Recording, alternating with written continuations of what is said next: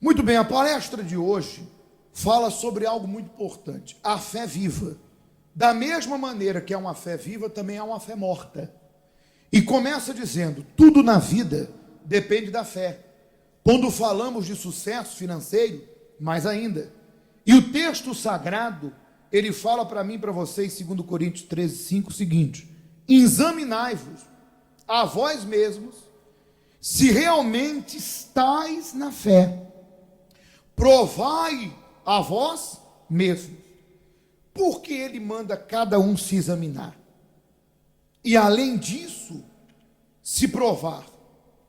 Porque a sua fé é o elo que te liga a Deus.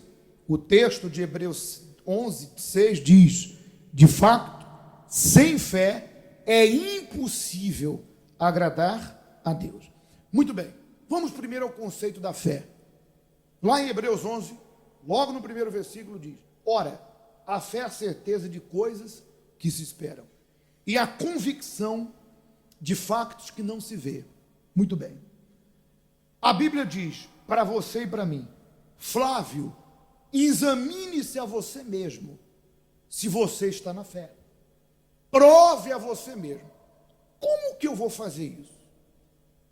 Existe algum teste escrito que eu possa fazer para saber se eu estou na fé? Tem alguma coisa que o pastor pode me falar para eu saber se estou na fé? Não. Só uma maneira de você saber se você está na fé: quando você obedece à voz de Deus. Lá em Tiago diz: a fé sem obras, sem prática, é morta. Enquanto a fé verbal é teórica, ela não funciona. É igual você, por exemplo, sei lá, está fazendo aí uma formação. Dependendo do que você está a fazer, você vai ter a parte teórica. Mas só a parte teórica não é suficiente. É igual tirar carta de condução. Você faz só o teórico, mas tem um teórico. Não tem os exames? A legislação, né? De trânsito, pronto. E depois? Você entra no carro e dirige. Você tem que fazer a prática. Pegar no volante e ir para a rua. A fé é a mesma coisa. Enquanto eu digo que tem, amém. Enquanto eu digo que creio, amém. Mas isso não se prova, nem para mim, nem para Deus, que eu estou na fé. O que prova é a prática. É quando, em nome dessa fé, eu obedeço a palavra desse Deus, a voz de Deus. E é claro, uma vez obedecendo, Deus me recompensa, Deus me abençoa. Então, para você saber se você está na fé, é só você perguntar agora para si próprio: eu estou obedecendo Deus? Eu estou obedecendo a palavra dele? Por isso, que quer que eu diga? Um dia, lá no norte de Portugal, uma senhora entrou na igreja. Não era da igreja, uma Bíblia. Primeira experiência que ela teve uma experiência com Deus. A casa dela pegou fogo, o apartamento. Queimou tudo. Mas não queimou a Bíblia. Quando ela foi ver, o bombeiro apagou e disse: então, a Bíblia estava intacta. Ela era muito religiosa. Mas ser religioso não muda o quê? Porque a religiosidade é cega. O que ela fez? Queimou a Bíblia, vou ler. Começou a ler. Mesmo sem ir à igreja, a mulher começou a crer em Deus. Começou a orar, começou a praticar. Ela começou a conhecer Deus pela sua palavra. Porque ninguém conhece Deus se não lê a palavra. Então, como que eu vou ter fé numa coisa que eu não conheço? Como que eu vou ter fé num Deus que eu não conheço? Quando você quer se informar de algo, você lê. Você comprou um equipamento, vem um manual. Você tem um automóvel, tem um manual dele ali dentro. Quando você quer saber como usar aquilo, Você vai no manual. Como saber? Como que eu vou saber chegar a Deus? Eu vou no manual, a palavra dele. Como eu vou ter fé se eu não conheço? Por isso que a fé vem pelo ouvir. E ouvir o quê? A palavra. Mas não é você depender da minha pregação. Você próprio pode buscar. Pastor, como eu faço para a minha fé crescer? Leia. Começando pelo Evangelho da Paz. Mateus, Marcos, Lucas e João. Depois, começa a ler as obras de Deus no sentido dos salmos, que são as orações. E você vai começar a ver sua fé crescer. E Deus vai começar a lhe pedir coisas que, se você fizer, vai dar certo. Então, para fechar essa parte inicial, a única maneira de eu saber se eu estou na fé é se eu estou praticando o que está aqui. Continuando, fala o seguinte: Abraão, o pai da fé, teve 4 qualidades de uma fé viva. Quais são? Primeira, obediência da fé. Dentre todas as obediências de Abraão, aqui cita a entrega do filho. Toma agora, disse Deus, teu filho, teu único filho, Isaque, quando Deus provou ele, a quem amas, vai à terra de Moriá e oferece-o ali em holocausto sobre uma montanha, que eu te mostrarei. Você tem obedecido o que a fé te manda? Para Abraão se tornar o homem de sucesso, ele teve que obedecer à risca, mesmo contrariando. Você sabe que as 3, né? As 3 religiões do mundo, a maior, né? As 3 maiores religiões do mundo, quem é o pai dela? Que é o judaísmo, o cristianismo e o islamismo. Quem é o pai da fé deles? Abraão. O pai da fé é Abraão. De todas as coisas que Deus pediu para Abraão, todas ele obedeceu. Todas ele obedeceu. A entrega do filho foi uma. Então, obediência a Deus é uma grande expressão de fé. Acabamos de falar sobre isso. Então, Abraão, primeiro sinal de uma fé viva, obedeceu, mesmo sendo algo difícil. Segunda característica da fé viva, a esperança da fé. Disse Abraão ao seu moço: ficai-vos aqui com o jumento. Eu e o moço iremos até ali, que era o monte. E havendo adorado, tornaremos a vós. Quem tem essa fé nunca perde a esperança. Quando tem essa fé, você diz: eu vou me tornar e ser aquela pessoa de sucesso que eu fui ou que nunca fui. Deixa eu explicar. Esperança da fé. Deus tinha pedido para ele oferecer o filho. Era o único filho, o sonho dele. Mas Abraão tinha tanta certeza que Deus era com ele, que ele cria que mesmo que ele sacrificasse o filho dele, que Deus não iria permitir, mas ele tinha tanta certeza que se ele sacrificasse, Deus traria das cinzas a existência. Deus ressuscitaria a Isaque. Ou Deus, de alguma forma, lhe daria outro filho. E isso fez com que ele obedecesse. Na hora que ele foi apresentar, Deus disse: não toca no garoto, não toca no menino. Agora eu sei que tu me ama. Deus o provou. Mas essa esperança tem que estar dentro de você.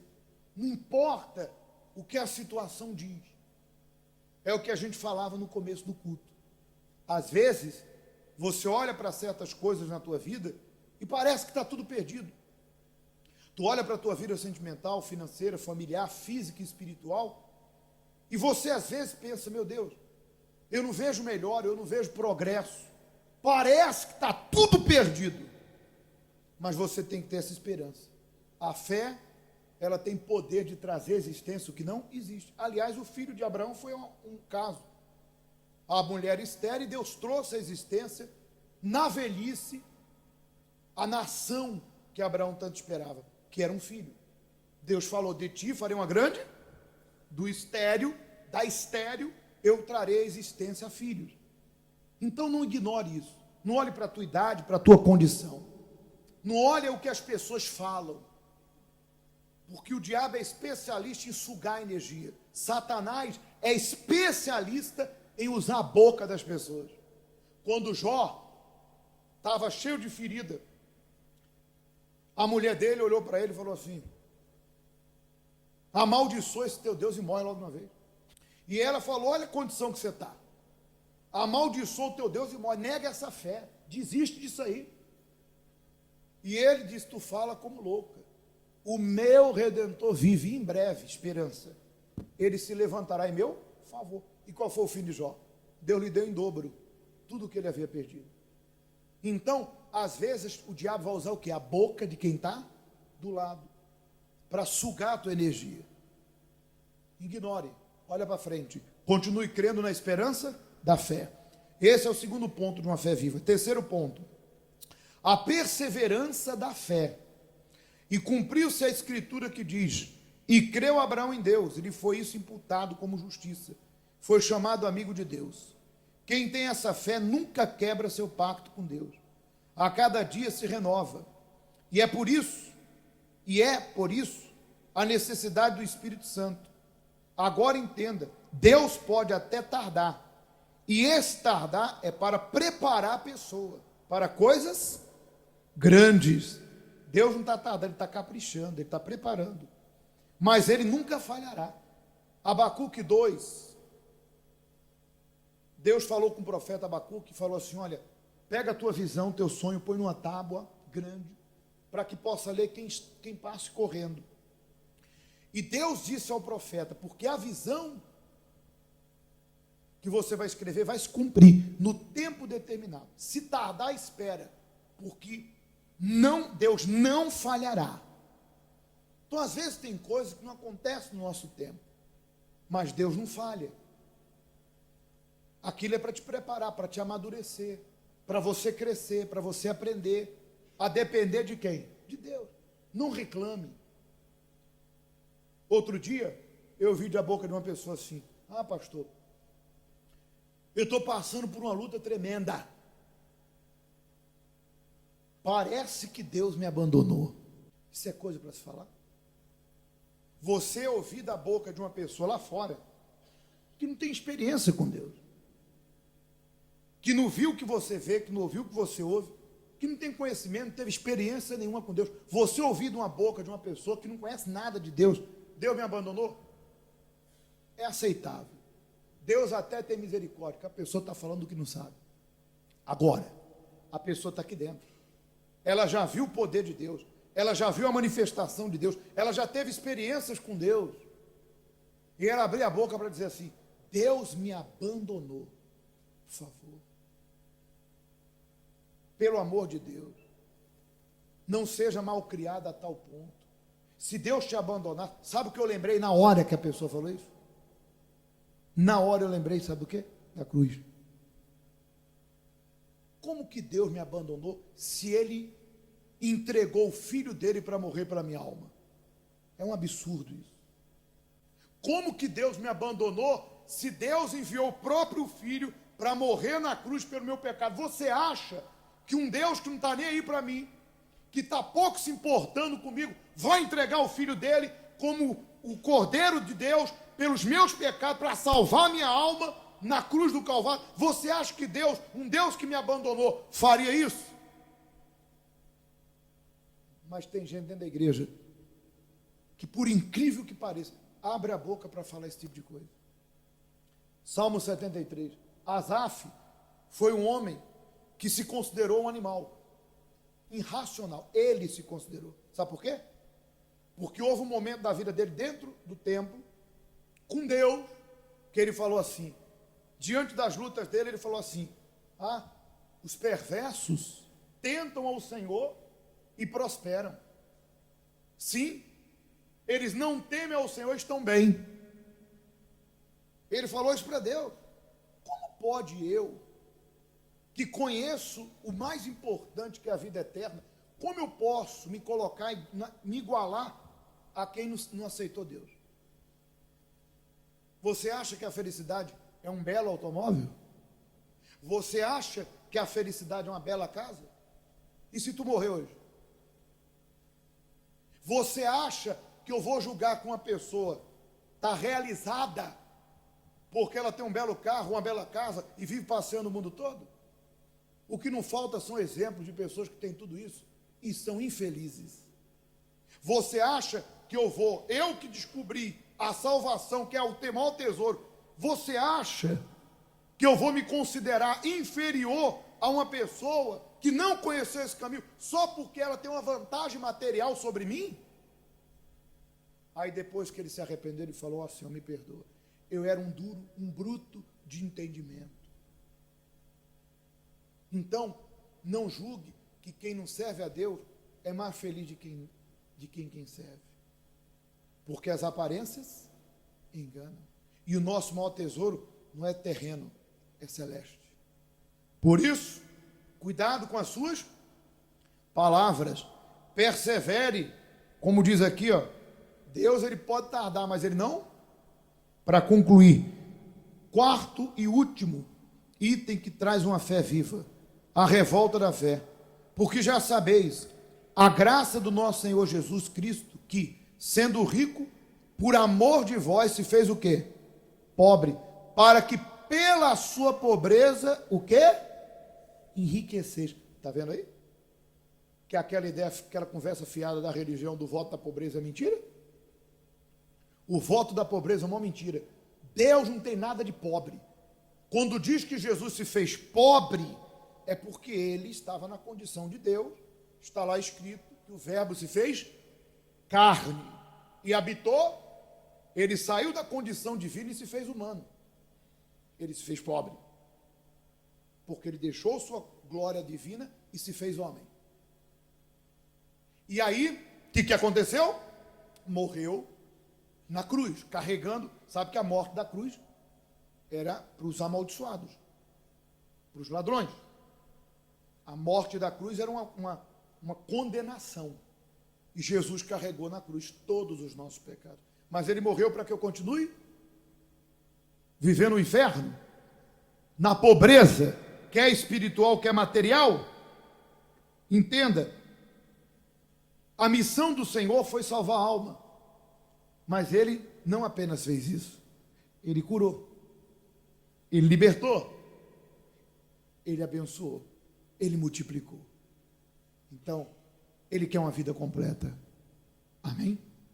Então ele se fez pobre para que eu e você se fizemos o quê? Se façamos o quê? Ricos, para que você tenha uma vida que glorifique a ele. O acomodado aceita tudo que dão a ele. Ele se contenta com qualquer coisa, com melhoras. Não tem ambição de crescer para a glória de Deus e ganhar o quê? Almas. Deus está à procura de pessoas que tenham a revolta do quê? Só para concluir, desculpa, é o tempo. Como surge a revolta da fé, pastor? Traduz isso aí, porque vou lhe explicar. A fé está aqui, ó, consciência. A Bíblia diz assim: mantendo a fé e a boa consciência, eu tenho paz com Deus. Porque alguns que perderam a boa consciência naufragaram na fé. A fé afundou. O que faz com que minha fé ela seja uma fé de revolta? Crer que tudo posso é quando eu consulto minha consciência e eu estou de acordo com o que Deus me pede. Eu estou obedecendo. Então eu sei que eu tenho direitos com quem? Com Deus. Então eu vou lá e cobro.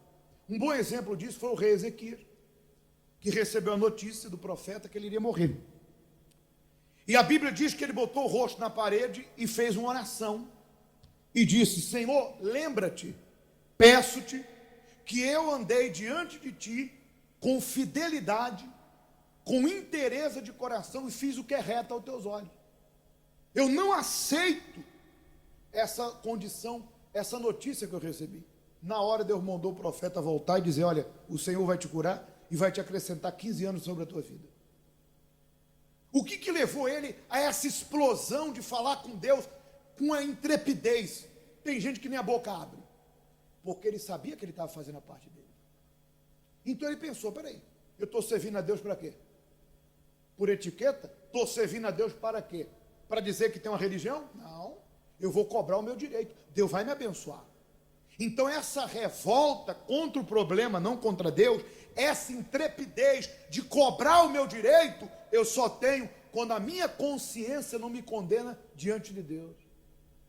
Quando eu estou fazendo a minha parte com Deus. Você acha que o mal vai me derrubar? Ah, jogaram uma bruxaria contra mim. Quer o quê para fazer bruxaria? Quer minha meia? Está aqui, ó. Quer meu cabelo? Pode chamar o maior bruxo que tem. Ah, pelo amor de Deus. Você acha que o Deus a quem eu sirvo, que minha consciência está limpa, ele vai abrir uma guarda, vai abrir uma brechinha para o mal trabalhar na minha vida? Que Deus é esse? Que Deus é esse? Que a fulana tem inveja de mim, o Beltrano quer acabar com a minha vida, procura um bruxo, conversa com Satanás, fala, eu quero acabar com a vida dela, eu quero que ela coma o pão que o diabo amassou. E eu servindo a Deus, ou vou ser vítima? Ah, pelo amor de Jesus Cristo, até acende em mim uma revolta.